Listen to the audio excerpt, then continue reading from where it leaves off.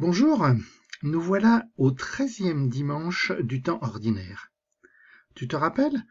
Depuis quelques semaines, nous entendons des passages de ce qu'on appelle le discours de mission, un long discours de Jésus qui envoie ses disciples en mission. Il y a 15 jours, Jésus nous disait « La moisson est abondante, mais les ouvriers sont peu nombreux ». Une manière de nous dire « Allez, il faut se bouger ». Ce que tu as reçu, ce que tu as entendu, ce que tu sais, ce que tu vis, il faut aller le partager avec ceux qui ne me connaissent pas. La semaine dernière, Jésus disait qu'il ne faut pas avoir peur pour cette mission. Dieu veille sur chacun de nous. Et Jésus prenait cette image, il veille encore plus sur nous que les moineaux. Ce dimanche, nous allons entendre la suite. Juste après l'évangile de dimanche dernier. En fait, c'est la finale du discours de mission. En quelque sorte, les dernières recommandations de Jésus. Écoute. En ce temps-là, Jésus disait à ses apôtres, « Celui qui aime son père ou sa mère plus que moi n'est pas digne de moi. Celui qui aime son fils ou sa fille plus que moi n'est pas digne de moi. Celui qui ne prend pas sa croix et ne me suit pas n'est pas digne de moi. Qui a trouvé sa vie la perdra, qui a perdu sa vie à cause de moi la gardera. Qui vous accueille m'accueille, et qui m'accueille accueille celui qui m'a envoyé. Qui accueille un prophète en sa qualité de prophète recevra une récompense de prophète. Qui accueille un homme juste en sa qualité de juste recevra une récompense de juste. Et celui qui donnera à boire, même un simple verre d'eau fraîche, à l'un de ses petits, en sa qualité de disciple, Amen, je vous le dis, non, il ne perdra pas sa récompense. Je ne sais pas toi, mais moi ça me choque un peu les paroles de Jésus. Quoi? Il faut que je l'aime plus que ceux de ma famille? Que mes parents? Mon papa, ma maman? Que mes frères et sœurs? Ou mes enfants? Et oh Jésus, t'es sûr? En fait, je ne crois pas qu'il s'agisse de cela. Jésus ne veut pas, il ne peut pas nous demander de laisser tomber notre famille, ceux que nous aimons, alors qu'il le dit lui-même, qu'il faut nous aimer les uns les autres. Non.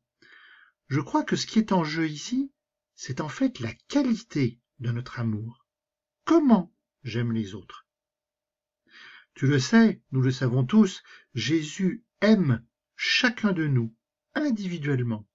Il aime sans condition, tel que nous sommes, sans juger. Je crois que ce qu'il nous demande ici, c'est d'aimer de la même manière que lui. Or, l'amour humain, tu le sais, ça peut être parfois nocif. Un amour qui peut devenir possessif. Ça nous est certainement arrivé, à un moment ou à un autre, de ne pas laisser la liberté à l'autre. Par exemple, le jour où ton meilleur copain ou ta meilleure copine choisit d'aller jouer avec d'autres à la récréation, est-ce que tu le laisses faire? Ou est-ce que tu es jaloux et que tu veux l'obliger de rester avec toi? Et pour les adultes, tu sais, c'est pareil. L'amour que Jésus demande, c'est un amour sans limite, un amour qui laisse sa liberté à l'autre. La deuxième recommandation de Jésus, c'est l'accueil. Tu as entendu accueil, accueillir, revient souvent dans le texte. Et l'accueil, finalement, c'est une des facettes de l'amour. Jésus nous dit que accueillir l'autre, tel qu'il est, c'est finalement l'accueillir lui, Jésus. Et si j'accueille Jésus dans ma vie, j'accueille Dieu. Et pour finir, alors là aussi ça me gêne un petit peu, Jésus parle de récompense. Alors attention, je pense qu'il y a un piège ici. Il n'est pas question d'aimer ou d'accueillir pour recevoir une récompense. Mais c'est plutôt l'inverse.